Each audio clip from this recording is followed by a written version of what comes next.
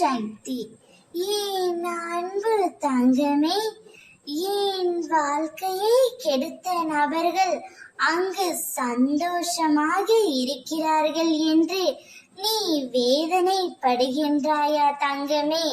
நான் மட்டும் என் துணையை பிரிந்து இவ்வளவு கஷ்டப்பட்டு கொண்டிருக்கின்றேன். ஆனால் என் துணையின் வீட்டில் எல்லோரும் ஆனந்தமாக இருக்கிறார்கள் என்று நீ நினைக்கின்றாயா? ஆனால் அது அப்படி அல்ல தங்கமே.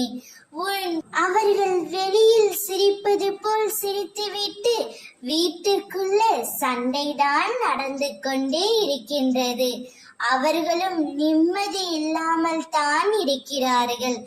எப்படி உன் வாழ்க்கையை கெடுத்து அவர்கள் சந்தோஷமாக இருக்க முடியும் சொல்?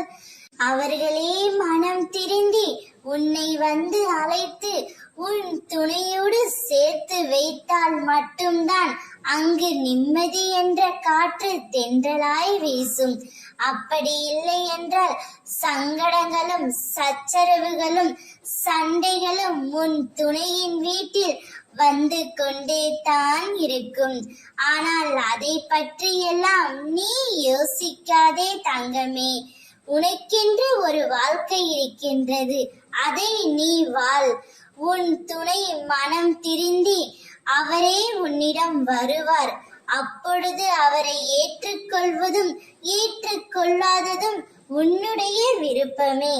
ஆனால் இப்பொழுது உன் துணையின் வீட்டில் நிம்மதி இல்லாமல் தான் இருக்கிறார்கள். எனவே நீ கலக்கம் கொள்ளாதே. அவர்கள் கூனி குறுகி போய் உன்னிடம் வந்து மன்னிப்பு கேட்பார்கள். பொறுமையுடன் காத்திரு. ஓம் சக்தி.